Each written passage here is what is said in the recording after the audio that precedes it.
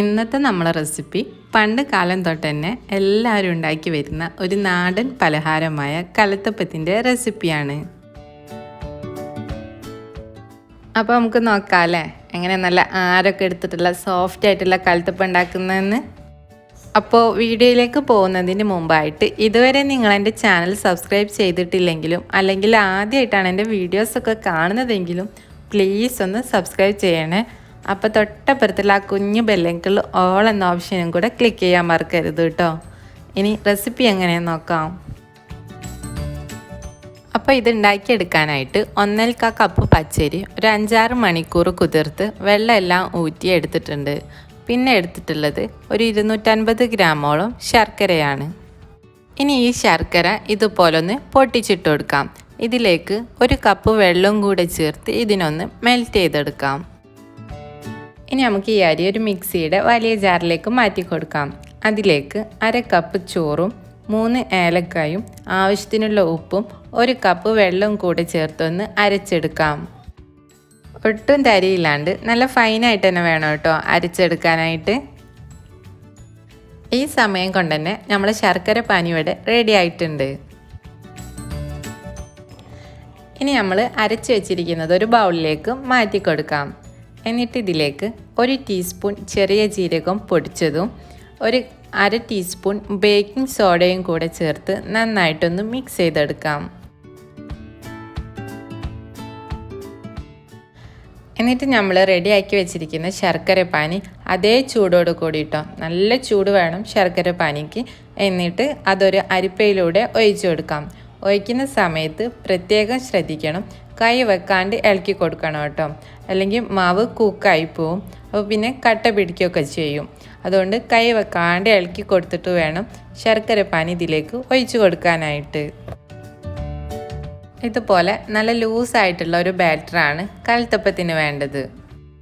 ഇനി നമുക്കൊരു കുക്കർ അടുപ്പത്ത് വെച്ച് ചൂടാവുന്ന സമയത്ത് 1 ടേബിൾ സ്പൂൺ നെയ്യ് ചേർത്ത് കൊടുക്കാം. ഇനി നെയ്യ് ഇല്ലെങ്കിൽ വെളിച്ചെണ്ണ ചേർത്ത് കൊടുത്താലും മതി കേട്ടോ. നെയ്യ് ഒന്ന് ചൂടായി വന്ന ശേഷം 1-2 ടേബിൾ സ്പൂൺ തേങ്ങാക്കൊത്ത് ഇതുപോലെ ചെറുതായിട്ട് അരിഞ്ഞതൊന്ന് ചേർത്തൊന്ന് മൂപ്പിച്ചെടുക്കാം. തേങ്ങാക്കൊത്ത് ഇതുപോലെ ചെറുതായിട്ടൊന്ന് കളറ് മാറി വരുന്ന സമയത്ത് ഒരു 2-3 ടേബിൾ സ്പൂൺ ചെറിയ ഉള്ളി ഇതുപോലെ കട്ട് ചെയ്തൊന്ന് ചേർത്തൊന്ന് വഴറ്റി കൊടുക്കാം. ഇത് രണ്ടും ഇതുപോലെ നന്നായിട്ട് മൂത്ത് വന്നിട്ട് നമുക്കിതൊരു പ്ലേറ്റിലേക്ക് മാറ്റാം. ഇതിങ്ങനെ മാറ്റണമെന്ന് നിർബന്ധമൊന്നുമില്ല കേട്ടോ. ഇനി അതിൽ നിന്നും കുറച്ചെടുത്തിട്ട് നമ്മൾ റെഡിയാക്കി വെച്ചിരിക്കുന്ന മാവിലേക്ക് ചേർത്തൊന്ന് മിക്സ് ചെയ്തെടുക്കാം. ഇനി അതേ കുക്കറിലേക്ക് തന്നെ 1-2 ടേബിൾ സ്പൂണും കൂടെ വെളിച്ചെണ്ണ ചേർത്തൊന്ന് ചൂടാക്കിയെടുക്കാം. ഇനി നമ്മൾ റെഡിയാക്കി വെച്ചിരിക്കുന്ന മാവ് ഇതിലേക്ക് ഒഴിച്ചു കൊടുക്കാം. മാവ് ഇതിലേക്ക് ഒഴിക്കുന്ന സമയത്ത് മാവിന് ചെറിയ ചൂടുണ്ടായിരിക്കണം. അപ്പം നമ്മൾ ശർക്കര പാനി ഒഴിച്ച് ആ ഒരു സ്പീഡിൽ തന്നെ പെട്ടെന്ന് തന്നെ ഈ കാര്യങ്ങളൊക്കെ ചെയ്ത് തീർക്കണം.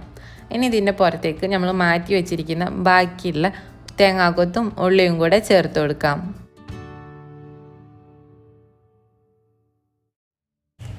ഇതുപോലെ സൈഡൊക്കെ ഒന്ന് കുക്കായി വരുന്ന സമയത്ത് നമുക്ക് കുക്കർ അടച്ചു വെച്ച് കൊടുക്കാം.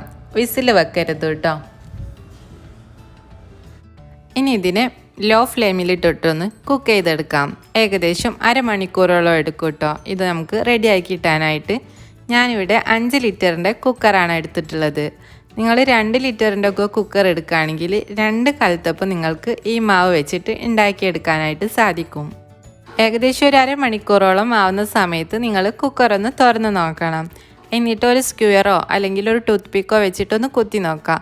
മാവൊക്കെ ഒന്നും പറ്റി പിടിക്കില്ല. കറക്റ്റ് വെന്തിട്ടുണ്ടെങ്കിൽ ഫ്ലെയിം ഓഫാക്കിയിട്ട് പുറത്തെടുക്കാം.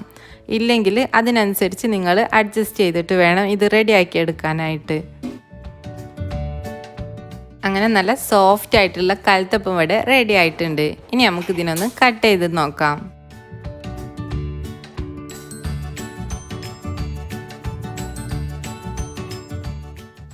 കണ്ടില്ലേ, നല്ല സോഫ്റ്റ് ആയിട്ട് തന്നെ വന്നിട്ടുണ്ട്. ഉൾഭാഗം നല്ല ആരൊക്കെ എടുത്ത് നന്നായിട്ട് തന്നെ വന്നിട്ടുണ്ട്. അപ്പോൾ ഇതുവരെ കലത്തപ്പമൊക്കെ ഉണ്ടാക്കിയിട്ട് റെഡി ആവാത്തവരുണ്ടെങ്കിൽ ഈ റെസിപ്പി ഒന്ന് ട്രൈ ചെയ്ത് നോക്കൂ കേട്ടോ. അങ്ങനെ നിങ്ങൾ ട്രൈ ചെയ്ത് നോക്കുന്നുണ്ട് എന്നുണ്ടെങ്കിൽ ഫീഡ്ബാക്ക് അറിയിക്കാൻ മറക്കരുത്. അതുപോലെ തന്നെ വീഡിയോ ഇഷ്ടമായിട്ടുണ്ട് എന്നുണ്ടെങ്കിൽ ലൈക്ക് ചെയ്യാനും ഷെയർ ചെയ്യാനും കൂടി മറക്കരുത് കേട്ടോ. അപ്പോൾ അടുത്ത നല്ലൊരു റെസിപ്പി ആയിട്ട് വീണ്ടും കാണാം. താങ്ക്